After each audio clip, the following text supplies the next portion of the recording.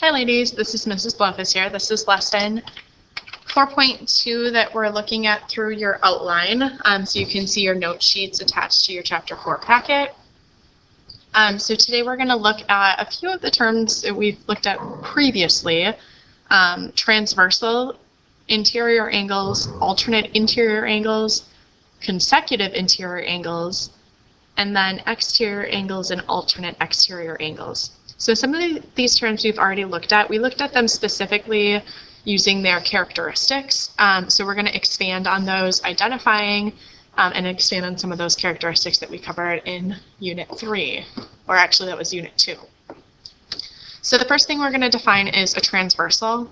So if you remember from Chapter 2 or Unit 2, a transversal is a line that cuts through two lines at different points. So notice line B and line C here. These are two lines. Now, they are not parallel, so you can see that they are specifically marked not parallel, but line R is still a transversal. Okay, it cuts through line B and C at two different points. So line R is a transversal. Now, if you look at the second diagram, we have lines L and M. Those are parallel, and they are marked parallel, both in a given statement and using the arrows or the feathers to mark them parallel. And in this diagram, line T is a transversal. So you can have transversals through cutting through parallel lines and cutting through lines that are not parallel. So we're going to look at these diagrams, and I'm going to just carry them over to the next slide. So let's look at these two diagrams, and using the diagrams, we're going to create a definition and examples. So a transversal, again, is a line, a segment, or a ray that cuts through two lines at different points. And an example of transversals in these diagrams, or like we just addressed, are line R and line T. Okay, line R in the first diagram and line T in the top diagram and line T in the bottom diagram. Interior angles are the angles formed between the two lines.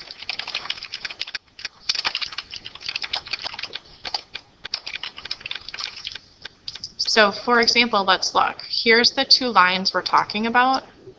And so we want all of the angles between those two lines. And that's true in both of these diagrams. Angle 3, 4, 5, and 6 are all interior angles.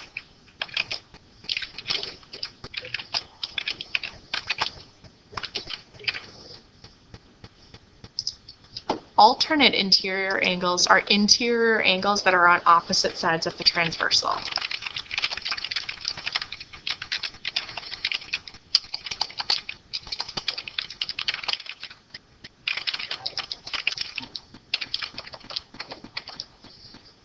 So in this diagram, and in both of these diagrams, it's true. So we said 3, 4, 5, and 6 were interior angles. Interior angles are always in pairs. So 4 and 6 would be a pair of interior angles, and 3 and 5 would be a pair of interior angles.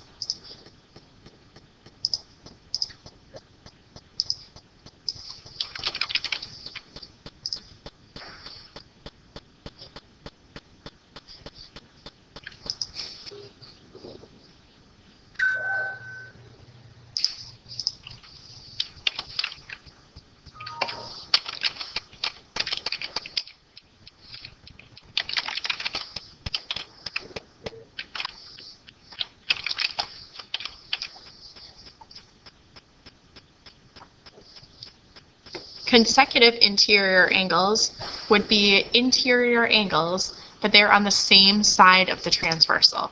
So consecutive means one after the other. If you think of like counting consecutively, you're counting in order. So we're just going to stay on the same side of the transversal, and we're going to go in order. So they're non-adjacent, but 3 and 6, those are consecutive interior angles. So these are also in pairs.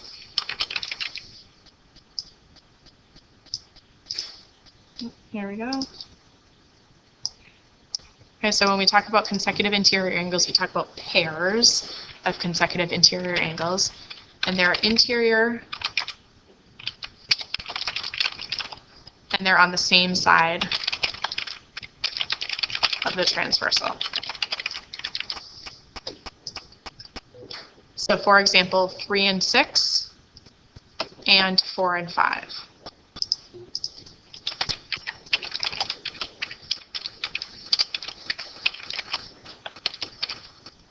Are interior angles. All right, and then let's look at our last two terms, exterior angles and alternate exterior angles. If interior angles are the angles inside the two lines, then exterior angles are the angles on the outside of the two lines. So still B and C are our two lines that are cut by the transversal. The exterior angles are outside of that. So that's angle 1, angle 2, angle 8, and angle 7. And then same with the second diagram. Same numbers, 1, 2, 8, and 7. They're the angles outside of the two lines. And then lastly, our alternate exterior angles. If you remember alternate interior angles, those are interior angles that are on opposite sides of the transversal. Alternate exterior angles are exterior angles that are on opposite sides of the transversal. And again, these angles come in pairs. So one pair would be 1 and angle 7, and another pair would be angle 8 and angle 2.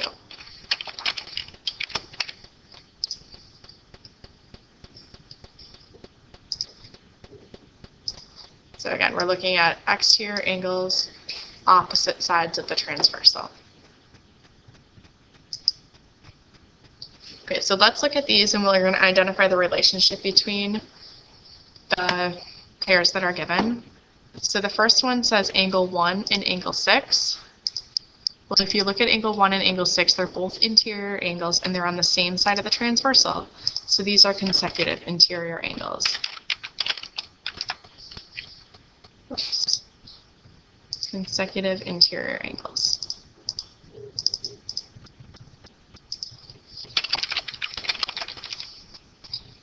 The next one, angle 7 and angle 8. Those are both exterior angles. There's no special relationship between the two except that they're exterior. They are not alternate exterior. They are just exterior angles.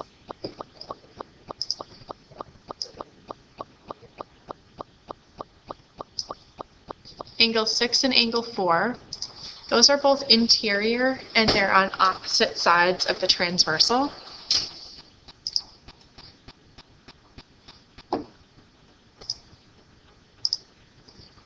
Therefore, they're alternate interior angles. Angle 4 and angle 2. This is a review term from a previous lesson, and these two are opposite angles that share a vertex, and therefore they are vertical angles. Angle 4 and angle 3, just like 7 and 8, they're both exterior angles, and we could also say for 7 and 8, they're also a linear pair.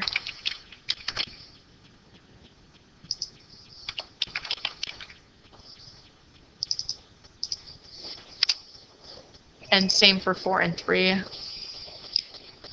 They are a linear pair. So one of them is interior, 4 is interior, and 3 is exterior, but together they're a linear pair.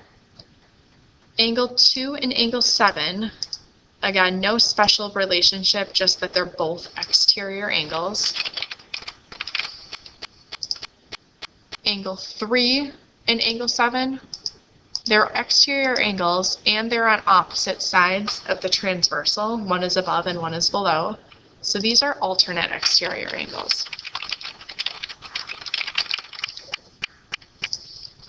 And then angle 7 and angle 4. Angle 7 is an exterior angle. Angle 4 is an interior angle. They're on opposite sides. There's no special relationship here. They're just both angles formed by the transversal. So for a minute, let's think back to what we already know. If two lines are parallel and they're cut by a transversal, we know that alternate interior angles are congruent. And this we learned in Unit 2. So we know that alternate interior angles are congruent. We also know that alternate exterior angles are congruent.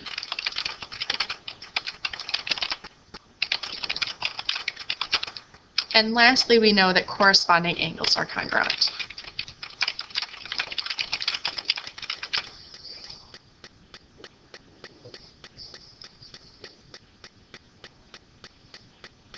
We have a new theorem, and it's called the consecutive interior angles theorem. And this says that if two parallel lines are cut by a transversal, then consecutive interior angles are supplementary. And the converse of this is that if two lines are cut by a transversal such that consecutive interior angles are supplementary, then the lines are parallel.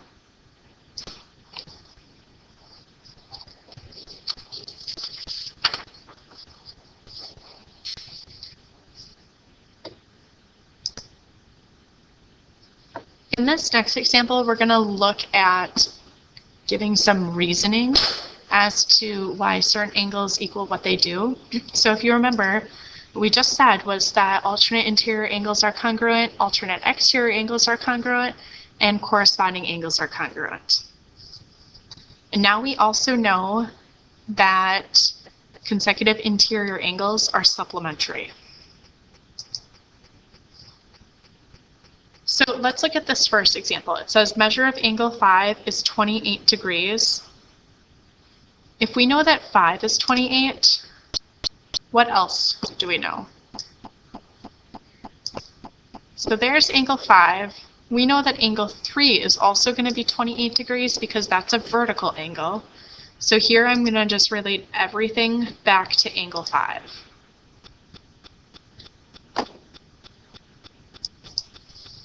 So angle 3 is a vertical angle to angle 5, so it's also going to be 28 degrees. Let's look at angle 2. Angle 2 is also going to be 28 degrees, and that's because it's a corresponding angle.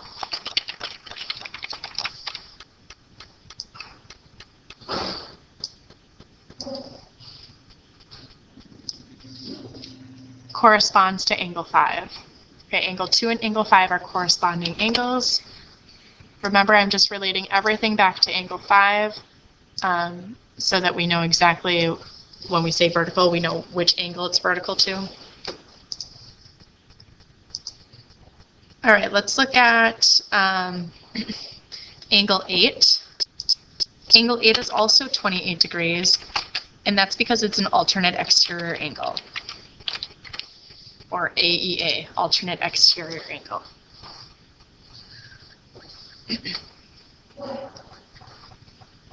So now that we know this new theorem that says that consecutive interior angles are congruent, and we know several other angles, we can use that theorem to find the measure of angle 1, because angle 1 and angle 2 are consecutive interior angles. They're both interior angles and they're on the same side of the transversal, and therefore they have to be supplementary. So angle 1 has to be 152 degrees.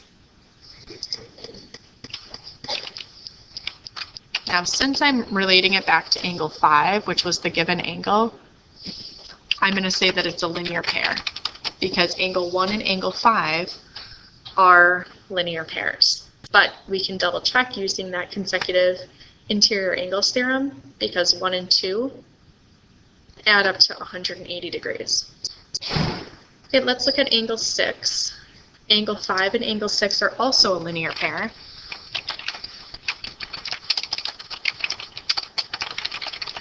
Which makes angle 6 152 degrees.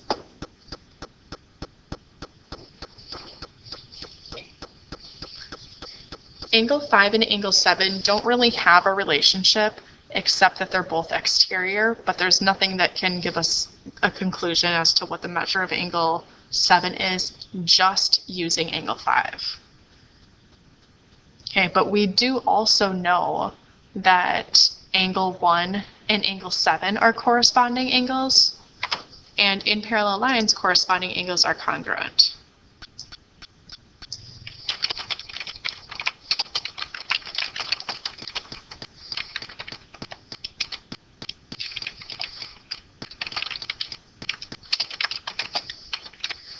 So because it corresponds to angle 1, angle 7 also has to be 152 degrees.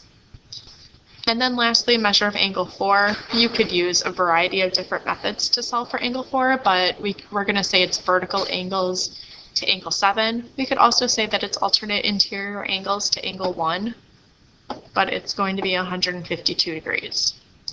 Okay, so we have a bunch of different relationships for angle number 4. Linear pair to angle 8, vertical to angle 7, alternate exterior to angle 6, and corresponding angle to angle 1.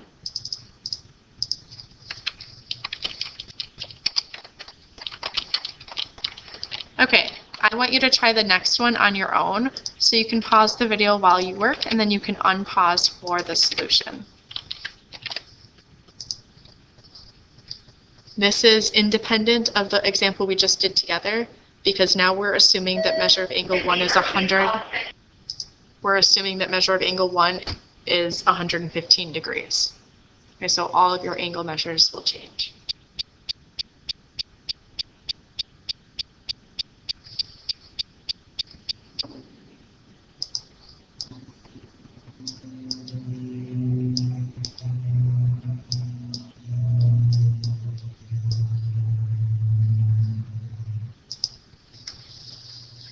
Okay, so the solutions are below. Measure of angle 1 is 115 degrees. Measure of angle 2 is 65 degrees. 3 is 65 degrees. 4 is 115 degrees. 5 is 65 degrees. 6 is 115 degrees. 7 is 115 degrees. And 8 is 65 degrees. So let's look at angle relationships. So 1 and 6, we know that those are going to be the same because they're vertical angles. 1 and 7 are corresponding angles, and 1 and 4 are alternate interior angles. Now 3 and 4 have to add up to 180, so that's the one I solved for next. Found the measure of angle 3 by subtracting 115 from 180, and I got 65 degrees. So I know that 3 is 65 degrees, and 2 then, because it's alternate interior angle, 3 and 2 are the same. They're alternate interior angles.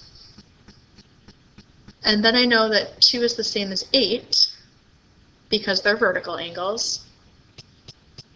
And I know that 8 is 5 because they're alternate exterior angles.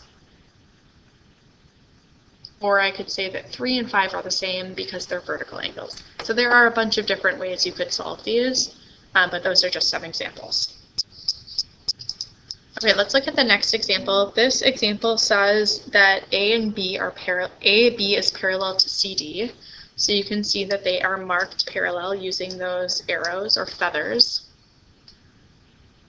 And so if they are parallel and T is a transversal, which you can see it intersects with those two lines at different points, it says the measure of angle 8 is 68 degrees.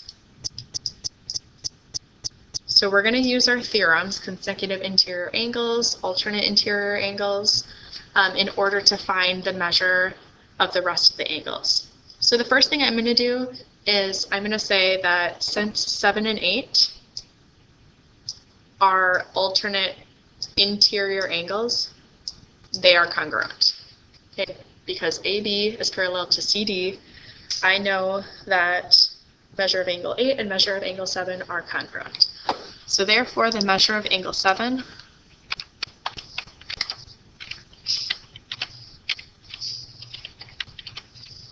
is equal to 68 degrees.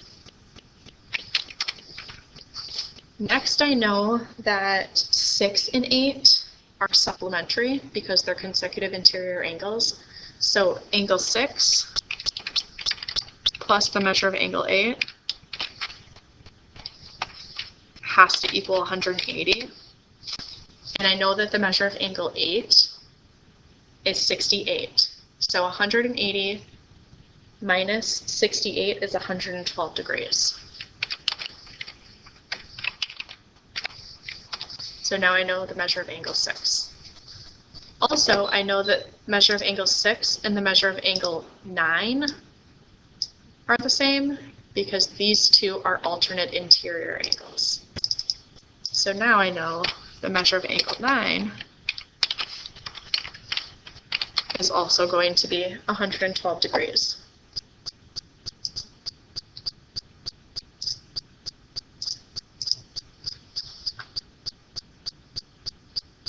Okay, now let's look at the next example, and this one is a little more complicated because first we have to solve for x. So we're going to solve for x, and then we're going to use all of those theorems that we just used in the last example to find the missing angles. So it says S is parallel to T, which they are marked parallel. So in parallel lines, remember we know corresponding angles, alternate interior angles, and alternate exterior angles are all congruent. And we know that consecutive interior angles are supplementary.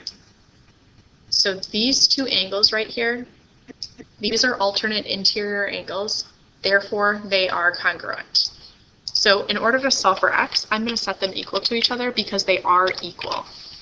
So 3x minus 5 is the same as 4x minus 29. Okay, because they're alternate interior angles.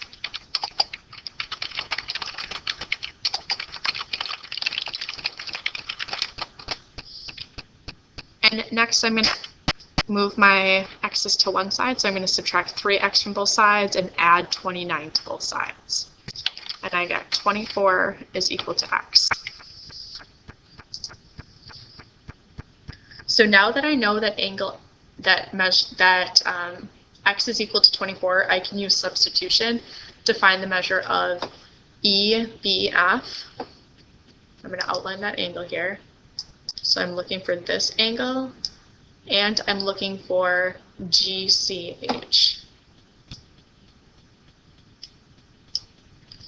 So before I actually solve for these angles, I'm going to just look at the relationships to the angles that we are already given an expression for. And so I know that EBF, there's a couple relationships. So first of all, here we have vertical angles. And secondly, between EBF and BCD, these two angles, these are corresponding angles. Okay, so in both cases, they're congruent. So I know that EBF, ABC, BCD, and GCH, those are actually all congruent angles. If we look at GCH for a second, we know that this is congruent to BCD because they're vertical angles. We know that it's congruent to ABC because those are corresponding angles. And lastly, we know that it's congruent, I'm going to highlight here, we know that this angle is congruent to this angle, EBF, because they're alternate exterior angles. Okay, so now we can use substitution to just substitute into one of these equations. We don't have to do both because we don't have to do both expressions because we know that they're both equal. So there's no sense in finding the measure of both ABC and BCD because they're going to be the same measure. Okay, so I'm just going to do it for one. And I'm going to do it just for the first one, ABC. So I know that the measure of angle ABC is equal to 3x minus 5. I know that x equals 24. So the measure of angle ABC is 3 times 24 minus 5, which is 72 minus 5, which is equal to 67 degrees. Okay, now I know ABC is 67 degrees, so that also tells me all of those other angles that I've highlighted are all 67 degrees.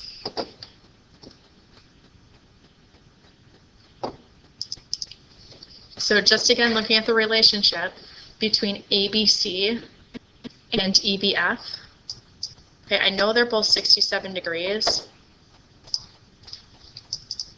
I'm just going to point out which angles I'm talking about here, just so that you can follow along. So ABC is this angle, and EBF is this angle. I know they're equal because they are vertical angles. Okay, the second relationship between ABC and GHC, those are corresponding angles. That's why they are congruent. Okay, so that's the lesson for 4.2. So please jot down any notes or questions that you have, and we can address them next time I see you in class. Thanks.